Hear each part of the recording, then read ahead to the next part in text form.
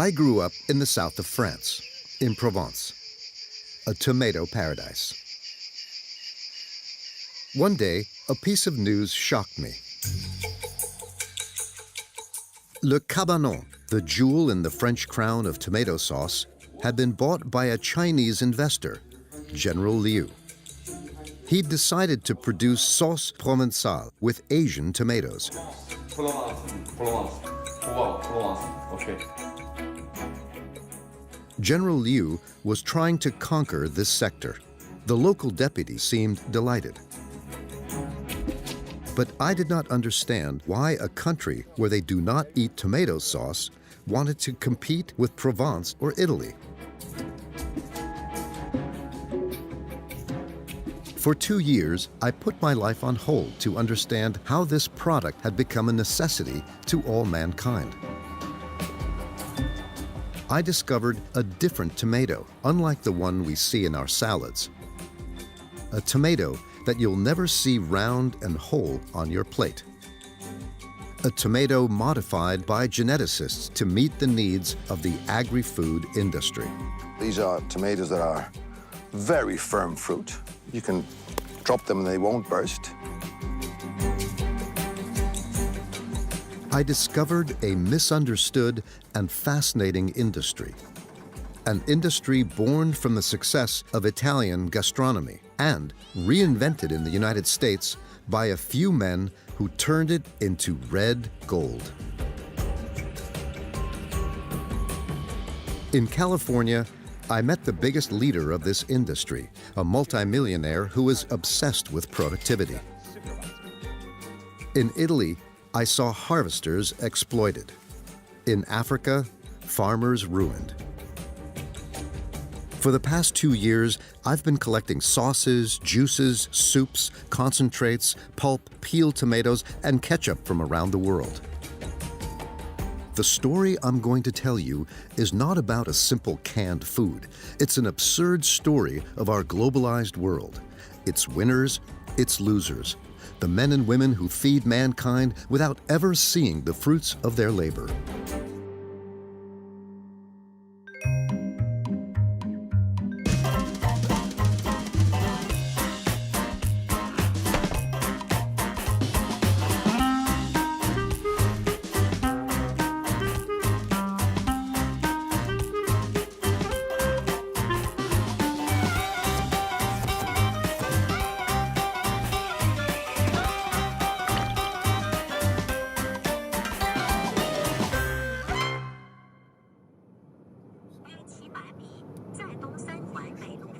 To discover how the Chinese produce their tomatoes, I needed to make a very long journey.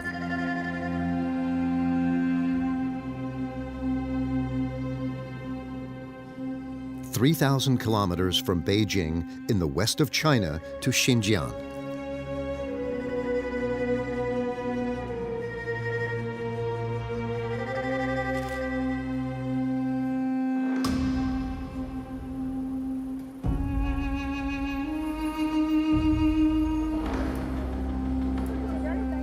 Long inaccessible to foreigners and under military control, the region was annexed by China in 1949.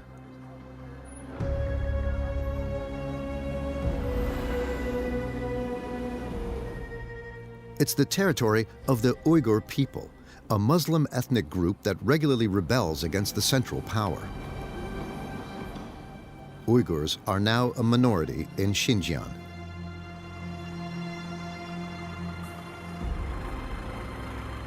This region is now populated by millions of Han, the majority ethnic group in China, and migrants from other regions.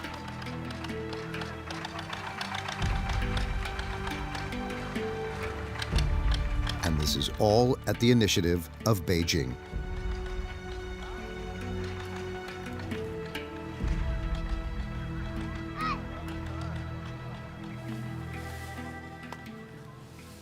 Here, a third of the harvest is still manual, as it was in the West 50 years ago.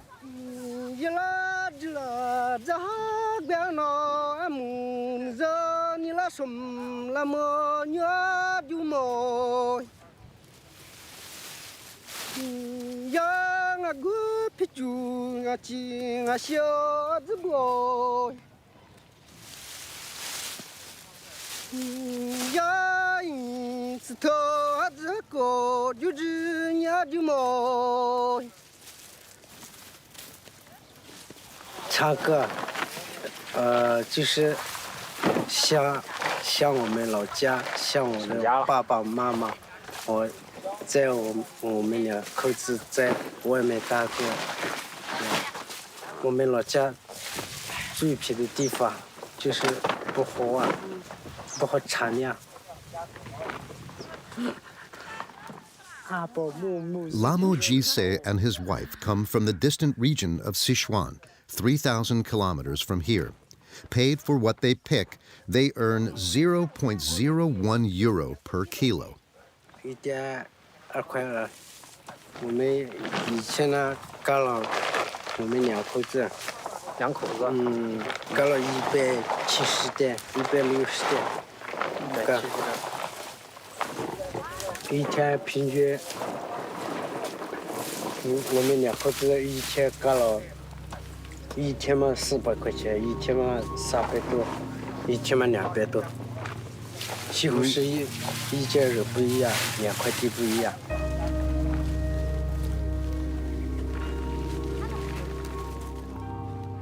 This difficult work with an uncertain income attracts the poorest families in the country, including children.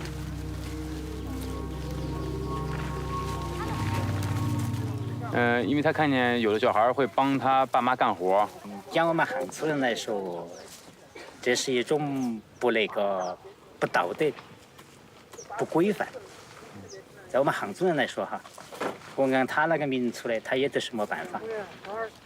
有些像他们来的真的是大山里面的，现在中国也不过也在逐步的改变。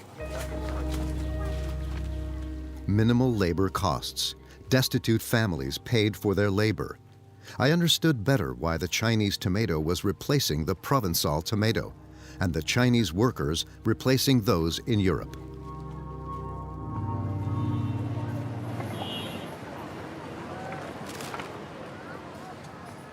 But who had the absurd idea that China should launch itself into this industry? China is one of the few countries where they do not eat tomato sauce. That is the whole paradox. I searched for a reason in the Chinese capital, Beijing. In a neighborhood that is reserved for the rich, I found the main player in the Chinese tomato industry. This is the first time he has agreed to be interviewed in front of a foreign camera. Liu Yi, also known as General Liu, a former leader of the Bingtuan. As explained in this official video, the Bingtuan is a military-industrial organization founded in 1954 on the order of Mao and composed of former army soldiers. Its mission is to populate, control, and develop the region of Xinjiang to avoid any rebellion of the Uyghur people. In reality, General Liu never led a fighting unit. But under his command, battalions of Chinese workers were sent into the commercial war of the tomato.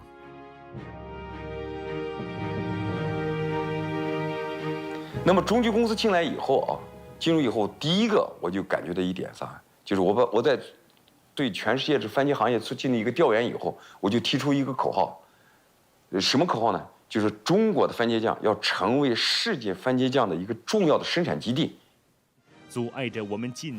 This is how, in the early 2000s, the Chinese army found itself at the head of a group of tomato sauce, the Chalkis Group, a matter of national pride for the Chinese. 它是一股来自中国西部的红色旋风，它引领着数十万兵团职工走向富裕，它承载着兵团农业产业化跨越式发展的光荣和梦想。红色重机。 向世界展示着。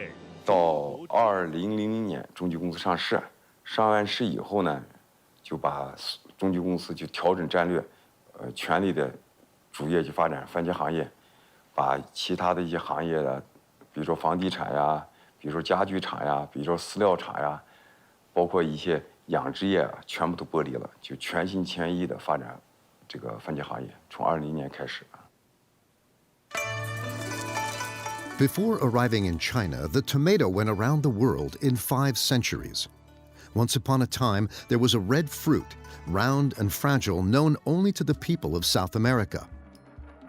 Brought back to Europe, it was planted in the garden of the kings of Spain, in the Kingdom of Naples, and even on the banks of the Thames. Its red color fascinated botanists, but it was feared to be toxic.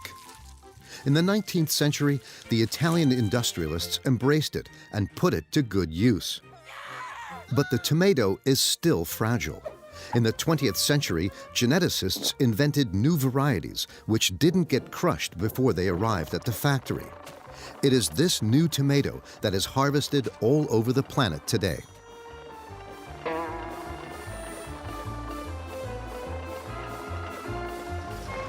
From the fields, I followed the tomato trucks to the factories. Today, China has become world number 2 in the red gold industry, with the Kofco Tunhe Group, a state-owned company, an agri-food giant. The director's assistant at one of the largest factories in the country takes me on a tour. Every day, 5,000 tons of fresh tomatoes are delivered here. Unloaded with jets of water, they are sent into the depths of the factory. Inside, the principle is barely more complex than when you reduce tomatoes at home.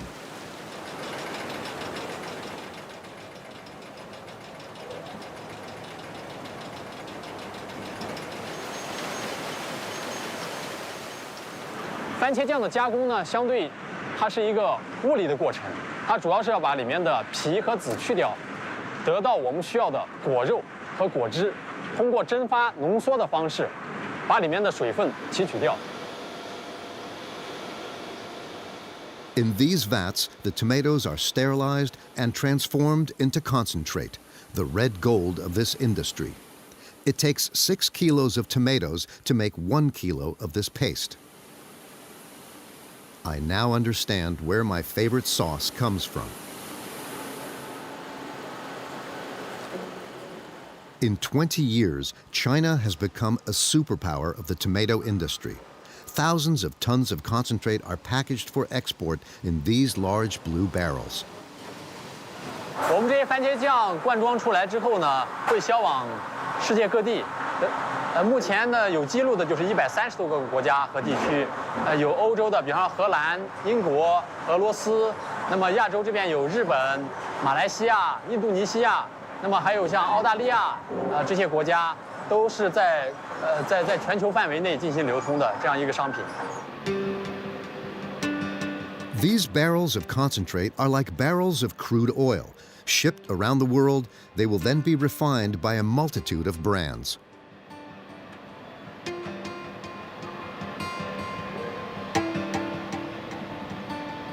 I think ketchup, sauces, a lot of products you consume in Europe already contains the ingredients from this factory, from our fields. We are selling a lot of to UK, to Germany, East Europe for sure. We are trusted by all the international names, Heinz, Unilever, McCormick, Nestle, etc. So all these big names, they buy from us, tomato paste. It's slow. So slow. The biggest buyer of tomatoes in the world. You all know it, it's Heinz. Heinz is too thick. This multinational is the first to have made the tomato a multi-billion-dollar industry.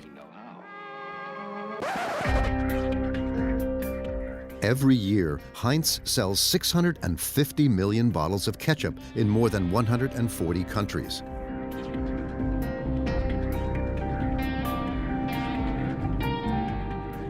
I decided to go back to the very beginnings of the tomato industry, to the east of the United States.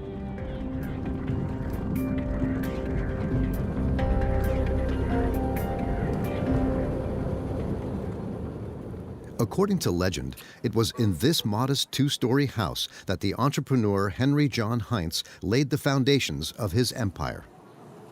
A touching story of a billionaire who started out with nothing, just how they liked them in the United States. And that's worth a little photo souvenir.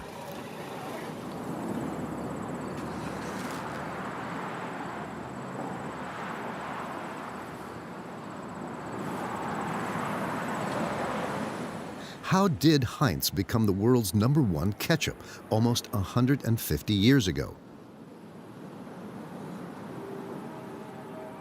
What you're going to discover is not written in history textbooks.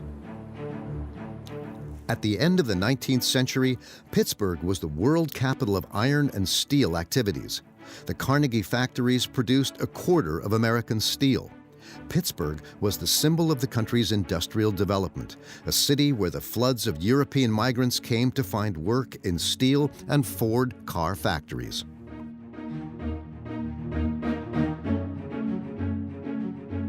But it was Heinz that revolutionized mass production. The birth of mass production really came out of this area, out of these plants. Heinz clearly was using the assembly line technique before Henry Ford. Henry Ford really, it evolved, but Henry Ford's first really production line was around 1915. Heinz was using assembly line process here in 1890s. They were a little different. Like I said, he used a lot of gravity feed systems to make it automated. He used automated welding for his cans on a line,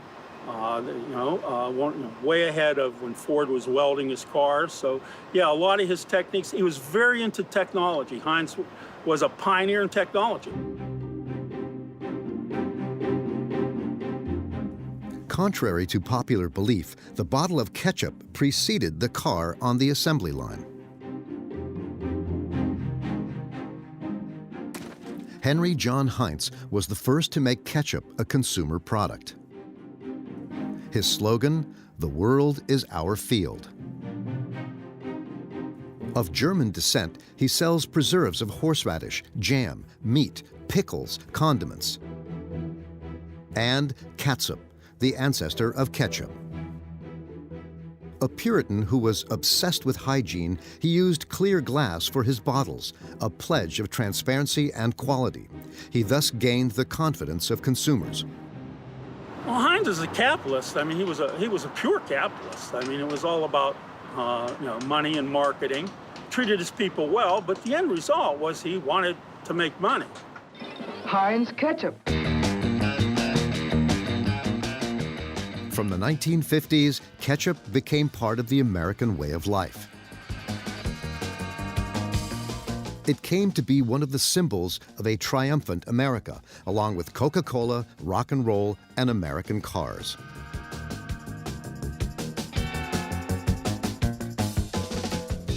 The American dream of a society of prosperity and abundance is realized through mass consumption.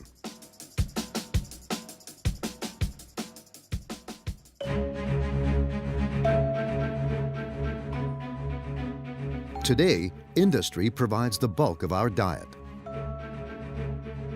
Agro-business generates an annual global turnover of $4 trillion, a sector that the billionaires covet. In 2013, the Heinz company was bought out for $23 billion by Warren Buffett, the second richest man in the world. It was the largest takeover in the history of the agri-food industry.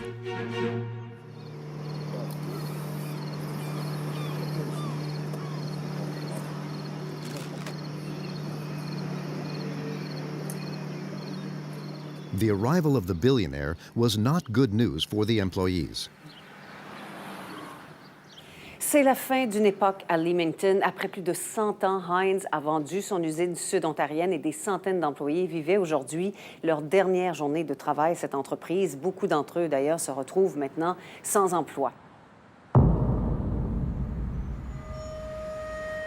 I found workers that Heinz brutally fired, the price of adjusting to capitalism.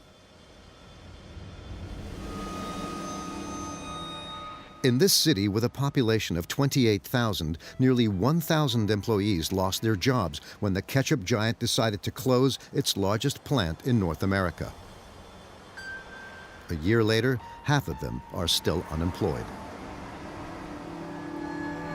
That's the 20-year service award that you got at Heinz. Yes, they gave me the 20-year award there. It's very nice. I was very proud of it. I'd have got that if I stayed there, but they closed down. Yeah. And what's that plaque? I was the Employee of the Year 2 years in a row. And they gave me that beautiful plaque over there. No, I would have got that if I stayed there. Have you stayed there? You wish you would have got? I would have got that. You beat me out on that one. Well, thank you. But that's a nice accomplishment. Well, thank you. In Leamington, no one expected a man whose fortune is estimated at $73 billion to close the factory. A couple of things I've always heard was Heinz will never close down. People eat, people need food.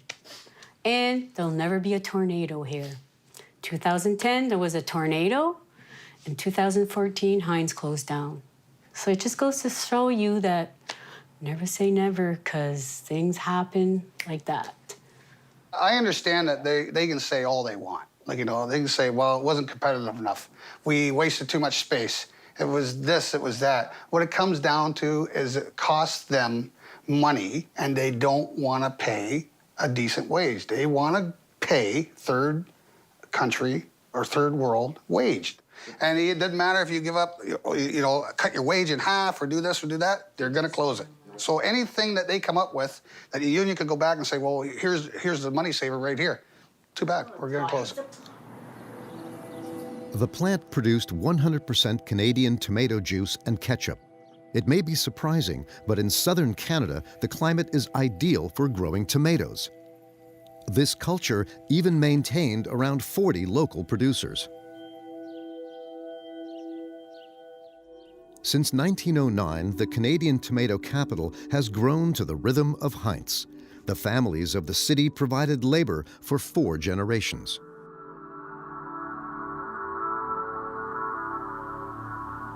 When that company closed down, it hurt me. Emotionally, I think it did most people that worked there. We gave our life to that plant. Yeah. And I loved working there. I liked the people I worked with. But it hurts to lose a plant like that, all because of some money. And that's the bottom line. It's bottom line. It's money and not people's lives. I don't think that they cared enough about the people here. If they came here and looked at what they'd done to some of these people, I mean, they should be ashamed of themselves. Since its acquisition, Warren Buffett has closed 5 plants and cut 7,400 jobs, about a quarter of the company's workforce.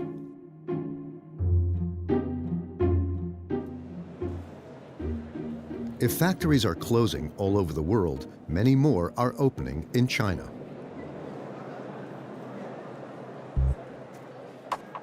Who sold the Chinese the industrial techniques to make this concentrate?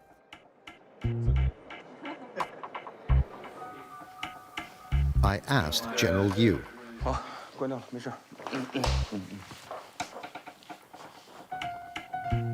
红色产业啊，就番茄酱的红色产业，意大利啊，真正起到了一个原始咱们讲的马可波罗的这么一个概念。实际上，第一条设备是他给了中国。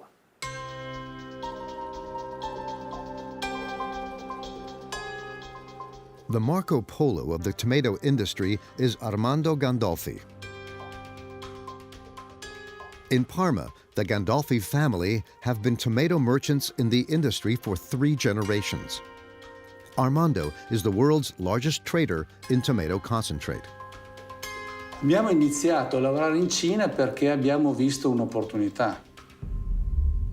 Il mio primo viaggio in Cina è stato molto interessante perché ovviamente ho conosciuto una Cina sostanzialmente ed enormemente differente rispetto a quella di oggi.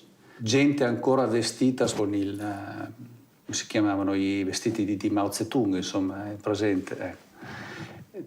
Pochissime macchine, tutti in bicicletta, insomma, era ancora uno spaccato di una Cina antica. C'era questa sensazione di essere un pochino dei pionieri, no? 是意大利帕尔马地区的设备商们过来帮着中国开始种植，种植完了以后怎么加工、技术的传递，包括培训，都是意大利人干的啊，别不干。 Dozens of factories paid for by the Chinese with a barter system. Io ti do le macchine per fare la produzione Tu fai la produzione e quando hai fatto la produzione me la dai perché io la possa vendere e prendermi i soldi delle macchine che ti ho dato. Questo era un sistema usato in passato e so che è stato usato.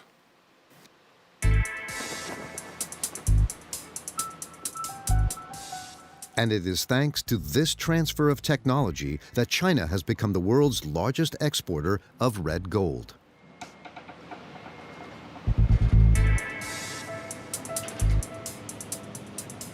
In these barrels, nearly 1 million tons of concentrate leave the port of Tianjin each year. The main destination takes a crossing of several weeks to Italy.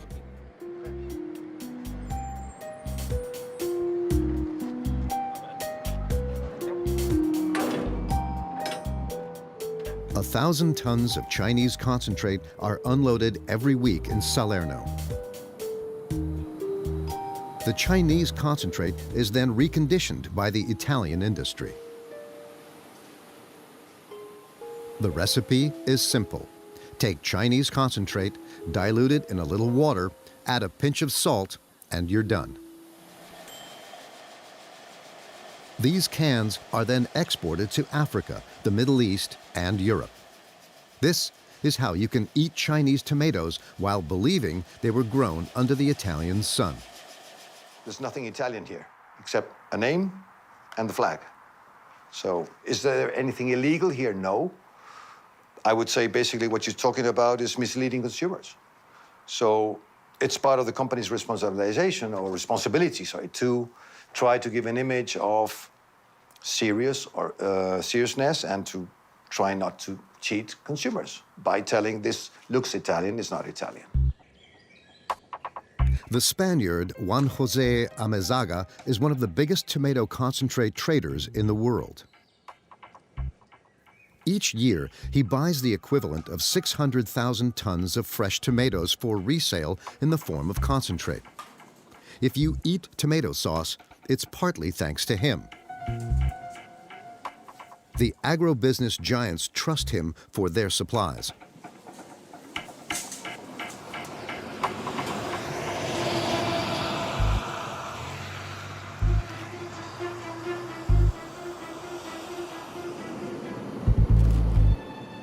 In the tomato industry, a trader does not just stay in the trading rooms.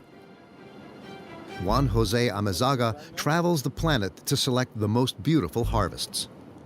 If the Italians are supplied by China, he prefers California. Today, tomato is a red gold, today. California has been growing tomatoes for many, many years and growing steadily the acreage as consumption increased. And they have, good technology. They've got the highest yields in the world as a country, as a region. And it's always it's always good to know what's going on here. Here I am in the heart of the largest tomato field in the world. It reaches further than the eye can see. This is like a tomato version of Silicon Valley. California produces a third of all the tomato sauce consumed in the world. In these fields, none of the fruit is picked by hand. Machines are used for the entire harvest. Yet, up until the 1960s, large landowners relied on Mexican manual workers known as braceros. 200,000 of them handled the harvest of tomatoes each summer for 30 cents an hour.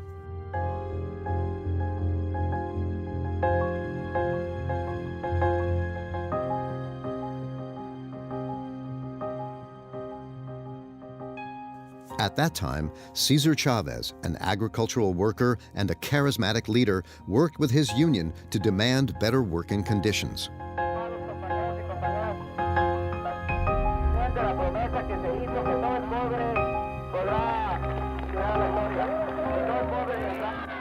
For 40 years, Cesar Chavez fought for more social justice in the California fields. He organized strikes and demonstrations which were harshly repressed. His rallying cry, "Si se puede," was echoed by Barack Obama during his 2008 campaign with his famous, "Yes, we can." Cesar Chavez passed away in 1993. He was considered an icon of American civil rights. His former private secretary, Mark Grossman, told me this story. I think of some words that Cesar Chavez spoke in the late 1970s when he said, "Capital and labor together produce the fruit of the land, but what really counts is labor. The human beings who sacrificed their youth, numbed their spirits, and tortured their bodies to produce the greatest agricultural wealth the world has ever known. And yet, these same men, women, and children too often do not have enough food to feed themselves." He called that one of the tragic ironies of our time. In 1964, Cesar Chavez succeeded in persuading the government to end the bracero program. Landowners could no longer exploit this cheap labor force. Rather than raising wages, the owners decided to mechanize the harvest to increase their profits.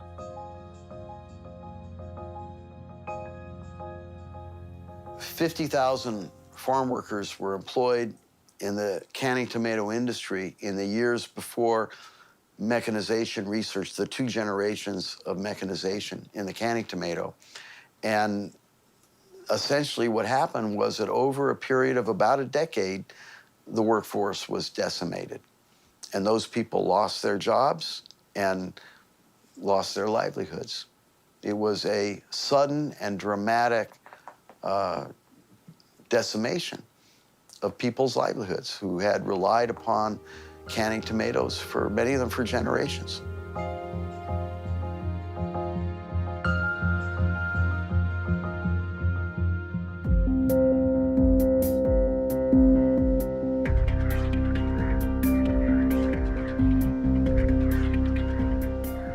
Here is one of the industrialists who prefers machines to workers, Chris Rufer.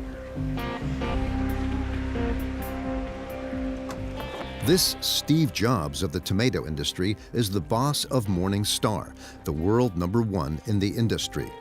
It alone produces almost as much as China.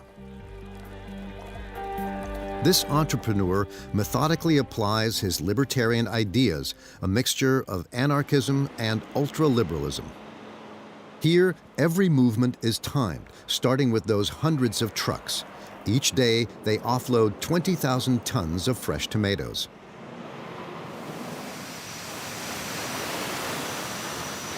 We had to start putting water in the trailers before to save 15 seconds. So when they come in here, there's already pretty much full of water. Saving 15 seconds per truck saves 7 minutes per hour, the equivalent of 1 working day per year. Here, more than elsewhere, time is money. I'm paranoid. I think we could do a lot better. I see more detail, and so there's a lot of things to fix, a lot of things to improve. So I don't consider we do that well. Morningstar efficient company very much, because they have managed to reduce costs all through the supply chain, from the field to the trucking of finished goods.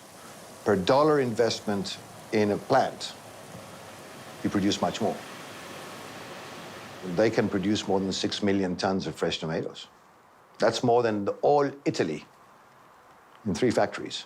It's impressive, really amazing. Yes, the man by my side produces more than all of Italy. Each hour, Chris Rufer transforms 1,350,000 kilograms of tomatoes into concentrate under the control of only 2 employees. How's it going? 44 last hour. 44? They still giving you this excuse they can't pump it? In this factory that has been automated to the extreme, many executives and workers have been removed and replaced by computers. They're running the whole factory. These 2 seasonal girls. They got an issue. They call Jimmy or something. Hey, Jimmy, get out there and do that.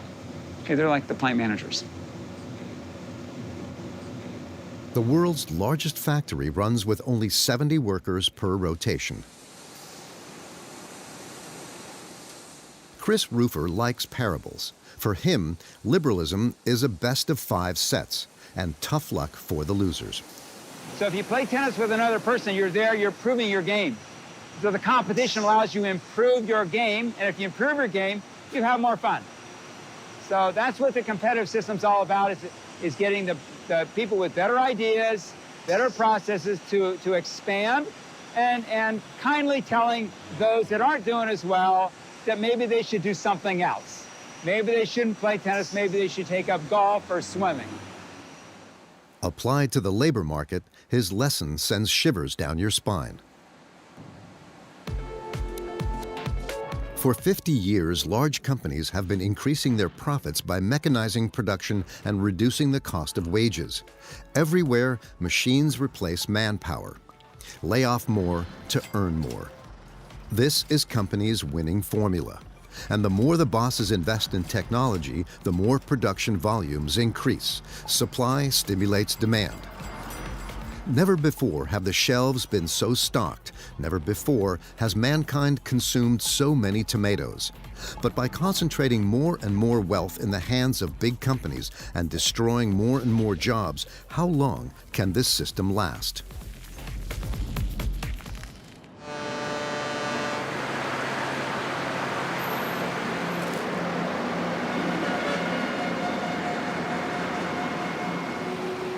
Today, 3 great powers of the tomato industry are in fierce competition: the United States, Italy, and China. In the war of red gold, there are no rules. Even the least ethical moves are permitted. This is what I discovered here at Jin2D, one of the biggest Chinese exporters of tomato-based products.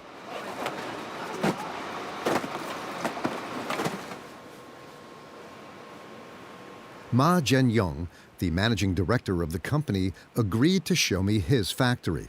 Like any good entrepreneur, he starts with a small guided tour of his production line.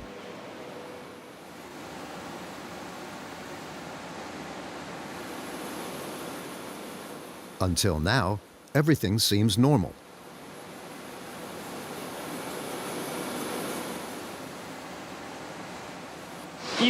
分钟的产量就是300罐的产量啊。但1天下来呢，就要1台设备，灌装封口机1台，就应该达到2个集装箱。The first surprise was waiting for me in the warehouses. Gina, does that not remind you of anything? This is Gino's Chinese cousin, that famous brand created in Italy and which actually contains Chinese concentrate. To compete with their former partners who hid Chinese concentrate in Italian cans, the Chinese camouflaged their tomatoes in cans that are the colors of Italy. In the end, everybody is eating Chinese. 我们公司的主要产品的市场啊，在这个中东地区和非洲。 欧洲啊，也有一部分国家，例如，德国，瑞典。The factory has a secret weapon in this trade war against Italy that the director forgot to show me: a miracle ingredient.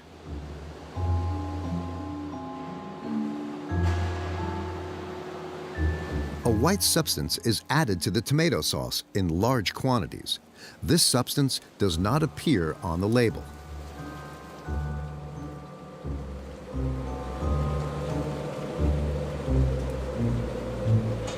你看，他想问，比如咱造1吨的酱里边，1吨的番茄酱，然后里边要用多少钱的水，要用多少钱的糖，还有什么盐什么的。这都不能说。No， 这是我们的配方的事儿。No， we can't。对。No。Can you ask why？ 他说为什么不能说那些东西？我可以，不是不能说。而是就是说，我们这些添加剂都是合理合法的啊。这是我们全有备案，在中国商检全有备案的，商检局我们全有备案，我们添加什么都有备案的。This powder is soybean fiber, a thickener. 可以便宜，可以，你可以说我们生产的时候，比如说我们80%的原料酱，是大桶酱，20%，大豆纤维、淀粉加一块儿，还有我们麦芽糖是占20%，这个原酱呢占80%。这个配方不是固定的，你知道吗？我知道。那你明白这意思？没事，我说您不方便说的话，你就不说，没关系。对。因为他在问，我就只是翻译出来，因为我不知道哪个。现在就是说，你就是说，我加这些辅料最好是别说。According to my information, some boxes of Chinese concentrate contain up to 55% additives. It's a method of lowering manufacturing costs since these additives are cheaper than tomatoes. In reality, the reason they can cut their products with soy is because of an agreement with their distributors. The entire production and distribution chain is complicit in this fraud. Only the consumer is fooled, which is what the trader Juan Jose Amezaga condemns. And one thing I must say is that these people are declaring that to the buyer. They're telling the buyer that we're going to put so much of this and this and this. And this is the price. If we don't put this, this is the price. So it's normally a higher price when it's pure tomato paste. Then they add fiber, 20% fiber, 3% color, whatever. Add it, it's another price. So the buyer knows it. He's aware of. It doesn't appear on the label, but the buyer knows it. Distributing companies that buy thousands of tons of Chinese paste in cans under their own brand in the distributor's brand in Africa know that the product will have these things, and it's not declared. Let's go back to China. In 20 years, it has gone from a tiny player to a giant of the tomato industry. Initially, the Chinese didn't care at all about tomato sauce. But with their legendary charm, the Italians exchanged factories for 5 years of tomato concentrate. Mamma mia, che bella pomodoro cinese tomato. What a beautiful Chinese tomato.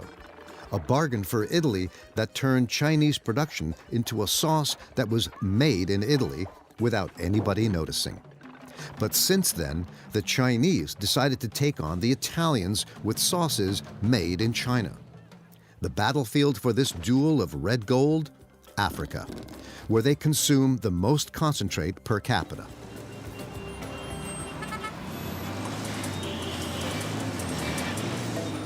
With a population of 27 million and 6% growth, Ghana is a dynamic economy, the second biggest in West Africa.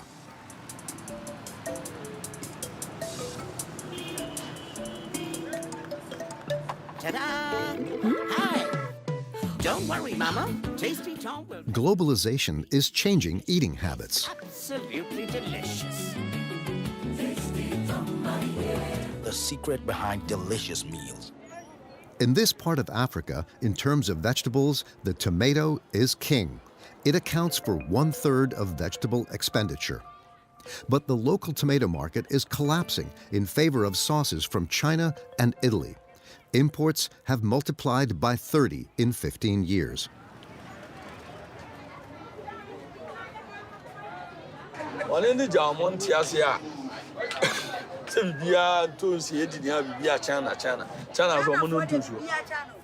The conquerors of this new market? I visit them 12,000 kilometers from Beijing in their secure residence. Guess who I find there? General Yu and his son, Quinton. The general has been there for 2 months because he sniffed out a good opportunity. West Africa is the region which has the fastest growing consumption of tomatoes. And his presence is part of a policy that is promoted at the highest state levels in China.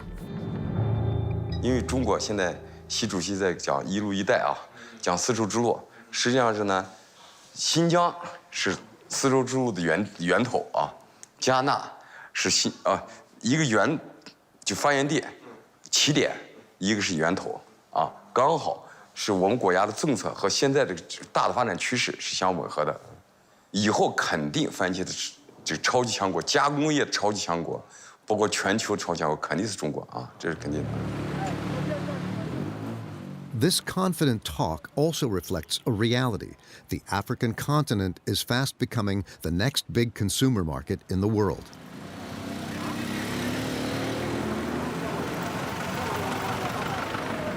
In this market that you saw, there's hundreds of shops that sells tomato paste here. And the brands, there are 50 brands at least in the market. It's 90% Chinese factories who produce because they have invested so much into the machineries and they need a way out to do it.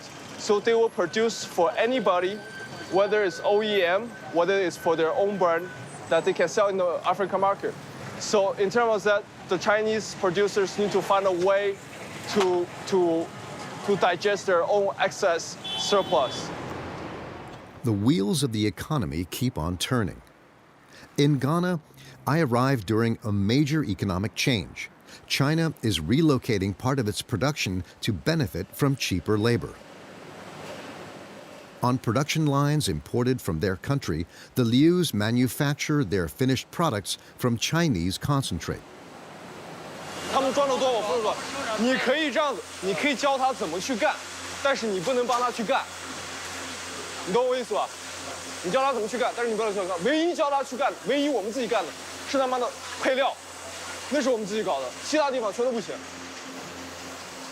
Ghanaian workers are paid 4 times less than Chinese workers, 100 euros per month. This year in China, as you know, the global economy is not that well. You see a lot of factories shutting down, moving to Southeast Asia, moving to Vietnam, moving to Indonesia, Malaysia, those areas. And you will see, especially in the tomato paste business, that you see a lot of factories moving to African countries. And I'm glad to say we're one of the first who took this step to establish our presence more closer to the market rather than 10,000 miles away. By purchasing canned Chinese tomatoes rather than fresh tomatoes from his own country, the consumer weakens local producers a little more. Since independence, thousands of Ghanaian farmers have been growing tomatoes, an activity that offered a future to entire families.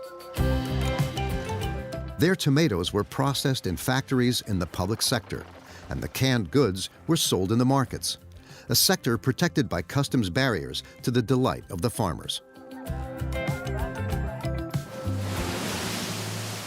But under pressure from international financial institutions, free trade has become the rule and imports have overwhelmed the country, which has been disastrous for farmers, and the local factory had to close. So, since nobody buys their tomatoes and the state does not help them, some of them try their luck in Europe. In Italy, ironically, they pick tomatoes.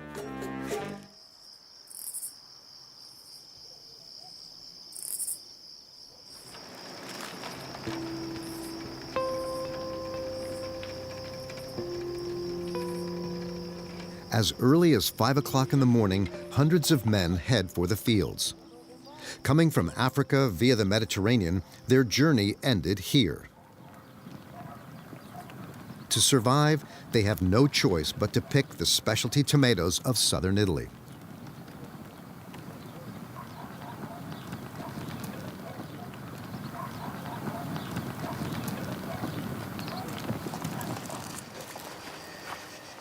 In 2011, Musa Siliman and Mohammed Suleiman traveled 3,500 kilometers in search of a better life than the one they had in Sudan.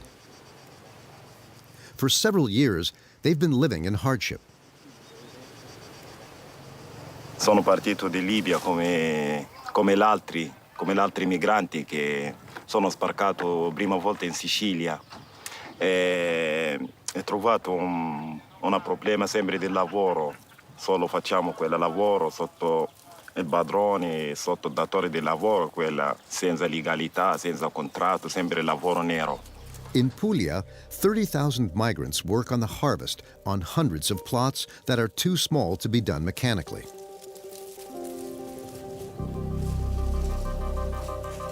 They have come from Africa, but also from India, Romania, or Bulgaria. They're paid an average of 20 euros for 10 to 12 hours of work under a blazing sun. Anche quando mi entra in un supermercato che mi riguarda una bottiglia di pomodori, la persona che comprano una scatola o una bottiglia di pomodori non sapevano già che dentro quella bottiglia c'è una storia di schiavitù, ci sono persone che sono morti dentro il cambio di raccolta.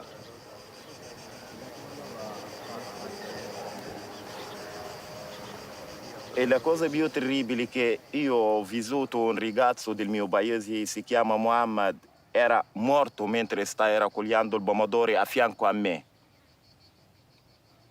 A fianco a me una persona che sta raccogliendo il pomodoro e ci sono gradi 40, senza acqua, molto sforzo. Appena urlano, gridano ragazzi, uno è caduto a terra, appena mi ha alzato la testa a me ho visto Muhammad caduto a terra.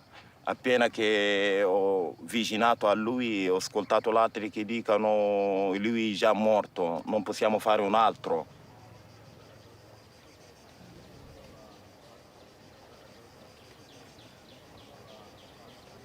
Non posso anche portare un'ambulanza o un dottore dentro la campagna, non hai quel dritto per gli altri, ma per noi non esiste.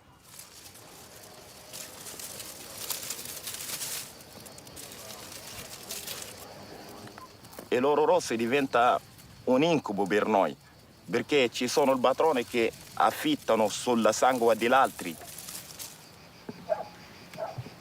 Ma secondo me anche il mercato internazionale dei pomodori in tutto il mondo e l'impresa agricola e i padroni che gestiscono quella retta e lo Stato, tutti avevano la colpa che ti lasciano quella gente che lavora senza diritto, come schiavi, senza diritto umano. Today, he works for a cooperative, Frutta Zero, Exploitation Zero, which produces organic and fair trade sauces especially for the German market.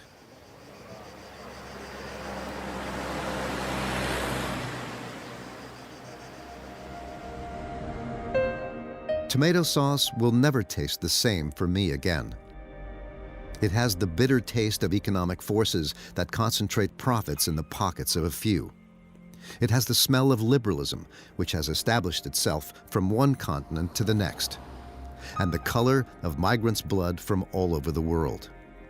Every year, world demand grows by 3%, and it will grow even faster when the Chinese start to eat tomato sauce. This prospect pleases the visionary General Liu. 我相信再有5-6年时间，新一代的吃到麦当劳长大的这些孩子们，包括中国生活水平、生活节奏的加快，最终的番茄产品一定会进来，但这个东西一定要是，所以说这个你按最落后的讲，你像韩国、日本，平均下来每个人都是8-9公斤，你像德国都10几公斤，美国都是7-8公斤。你要少中国要是7-8公斤的这个番茄制品的销售量，那中国13亿人多少？你想想啊，几百万吨啊！所以说这个行业，我觉得以后的发展空间应该很大很大。